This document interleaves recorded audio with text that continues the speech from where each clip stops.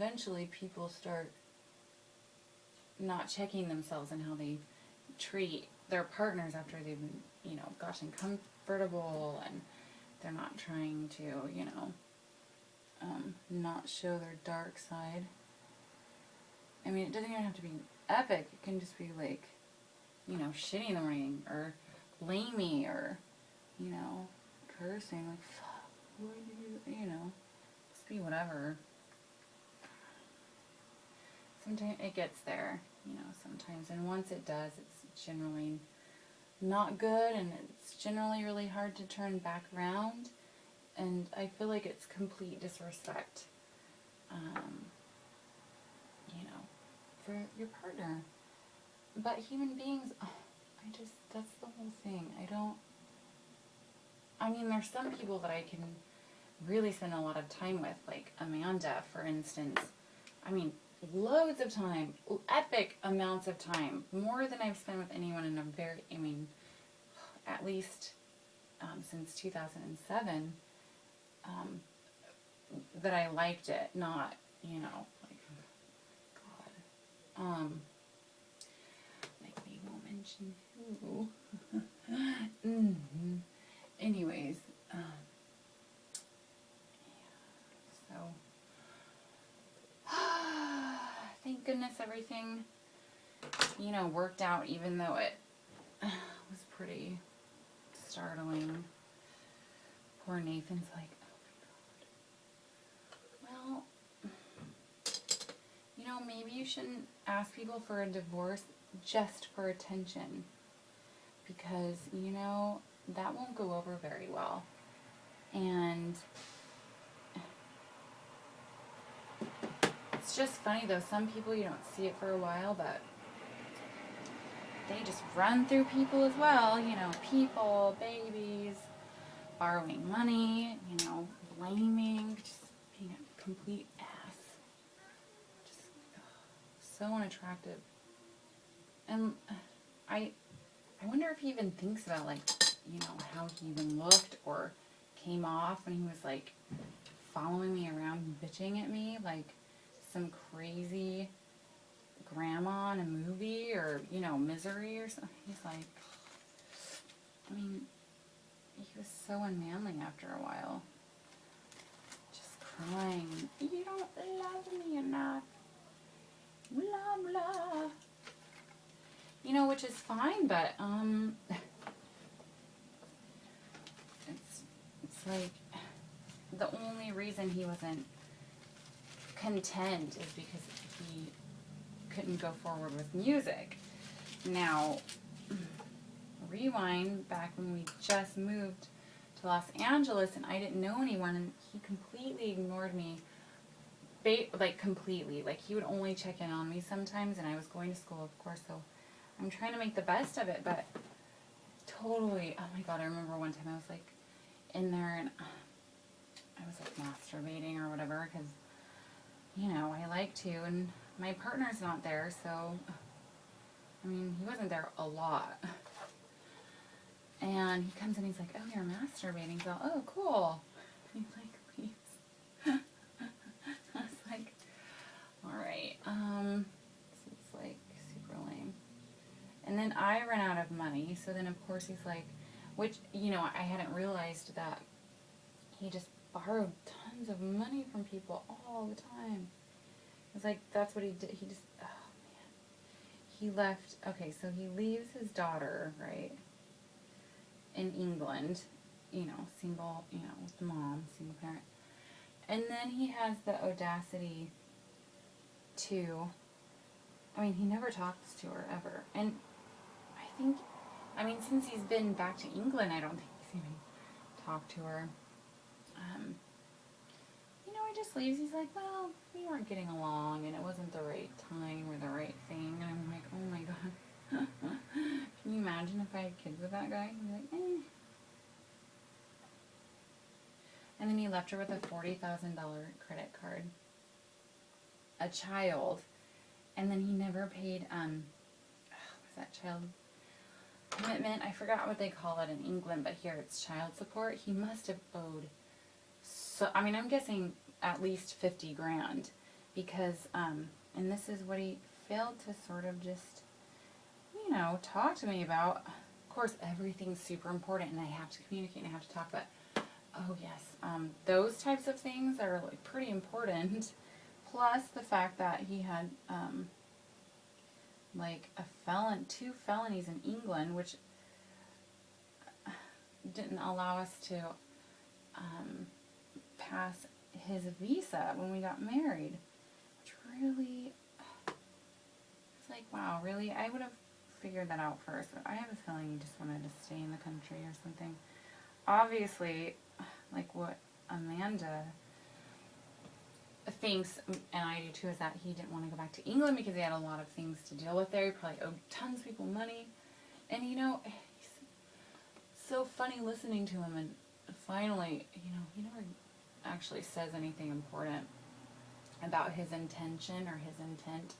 But sometimes when we're talking and he's just like, maybe he's like stoned or drinking or something, I can't remember, he'll just like blurt out like, oh yeah, you know, like, it was, German base was dead in England, so, you know, America's where it was at, and then, you know, he comes to America, and he's like, then he gets bored, and he's like, oh, America, German base is dead, so I'm gonna try, you know, pop now, and then little do I know, he's like making this point to move to Los Angeles, with my money, because of course he doesn't have any. Like right when we move in, it's like, you know, no sex, no money. I get this weird guy that I don't even know, and I'm just like, oh fuck. Anyways, so yeah, I'm like, okay, well this is sucking here anyways. And I was like, sure, let's go. It's like major. We did stop in San Fran though. It's lovely there, but it's, you know, I wasn't feeling it either for some reason. I never felt good when I was around him. I was always sick around him. It's weird. But yeah, it's funny. I was talking to Lamia and Amanda last night, and I have nothing at all to show for being married to him. No new car, no real house to call our own, no assets, nothing. That whole entire time was like a crapshoot. Like, oh, let's try this, let's do this. And it's funny because he's the one that preaches so much, and I don't mean preaches like, oh yeah, you know, he just really reiterates and goes over and then sticks to what he says by completely believing that he is just amazing, you know, and that everyone else is drifting and they don't have any direction. And I'm like, you know, sometimes, why do you try to control everybody? Just let them do what they want to do. He just cannot help but, you know, have an opinion on everybody's lives. I'm like, who cares? But again, that's me. So, but gosh, I'm so much happier that we're not in each other's, you know, presence or lives at this point, because he is so hard to deal with. It was funny because Lamia is going through this breakup right now, with Chris, and he was sending her like all these texts, and I was like, wow, you know what, that's Nathan did. I was like, I don't want to talk anymore. Just like when he used to corner me for 5 hours and not let me go while he just yelled and berated me forever about, I don't even know what. I just felt like he was just, I could just feel just pushing anger out, and I don't even know what he was saying. I was just like tired and like, oh. Yeah, like Chris sends Lamia all these texts. I was like, wait, oh wow, that's crazy. That's like, you know, what Nathan used to do. So I actually have him saved in iPhoto. Wow. I mean, there was like 238 texts that he had sent me in one go. That's how mental he is. And I mean, you know, just, you know, let it go. It's funny because he can't stop just letting, like, puking out everything he just feels. Even if it's not a complete sentence or anything, he's just like, you, and I did this, and you wouldn't be able to do this without me, and like, just absolutely not. He just doesn't even say anything. In fact, I'm just like, wow, whether I am the crazy person and if I do need a psychologist. Because yes, I did have a tumultuous childhood. And yes, I used to not be very nice to people if I felt like I couldn't trust them. Or if I felt like they were taking advantage of me. And I have been kind of heartless and cold, and I have to stay away from hard alcohol because I can tend to get aggressive and mean. And I get this like tunnel vision. But you know, it's funny, it never happens with anybody except for him, because I noticed, like, you know, like we got in this altercation and Dick saw me being like that, you know. He was like, whoa, that's crazy. And it really hit me like, holy shit. You know, but at the same time, I'm like, because I always take responsibility for myself because I'm basically like my own parent as well, plus guardian, plus everything. And I noticed he would just like stand there and like fight with me. And when I was drinking, you know, I would just leave the room, but he just, I think he liked it just so he could say the next day that I was really mean to him or something. Because I wouldn't argue with a drunk person. That's just ridiculous.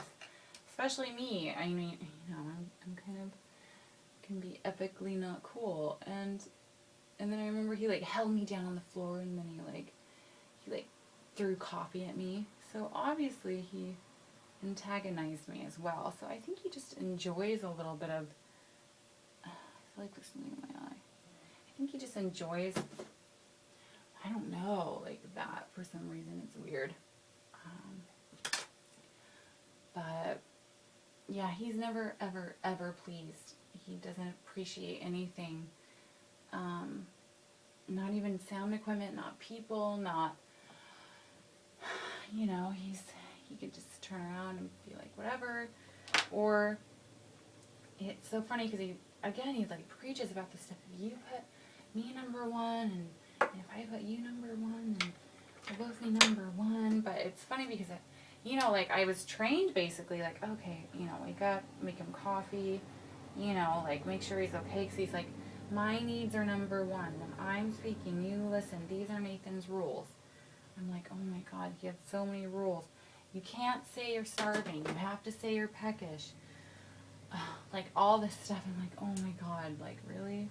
This sucks. And I'm just like so unhappy. Anyway, so, I mean, we weren't even sleeping in the same room. I mean, eventually. I mean, I think I counted, we were married for almost 4 years and together firmly since 2007. And then our, you know, whatever, divorcing will be finalized on the 25th of July. So we were together for a long, long time. Way too long. You know, and I did all these things for him not because it came naturally, not because I loved him, you know, even though I did as such, but it's because I just, you know, I appreciate it when people do that for me, but I didn't do it out of like this kind of like, because I love you, I'm making you a sandwich. I did it because he asked me to, and in the morning he liked coffee. It's kind of like a routine thing, like for me. There's not, I mean, you know, I care for him, but, I mean, I wouldn't like make anybody else coffee in the morning, but it's funny because he was like, then he'd get all like epically depressed and like sit in the dark and be pouty with his big all like puffy cheeks. I mean, some people don't look good when they're sad, you know, like some people look pretty when they cry and stuff, and he's just not one of those guys. You know, not to mention so many other things. But, you know, looking back on it now, it's so crazy because I feel like it was all just like a blur. Like, hey, I mean, I don't really remember a lot of, you know, kind of, but not really.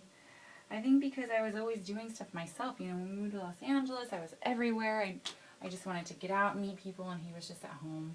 He didn't, like, do anything. I'm the one that really, like, I just really took it and ran with it, which I thought was really, really cool. I had been everywhere and met tons of people and was working. I was actually doing really well, and it was funny because every time I would go to, you know, like leave on the plane, he would just start a fight with me. This one time in Santa Monica, he wouldn't stop following me around.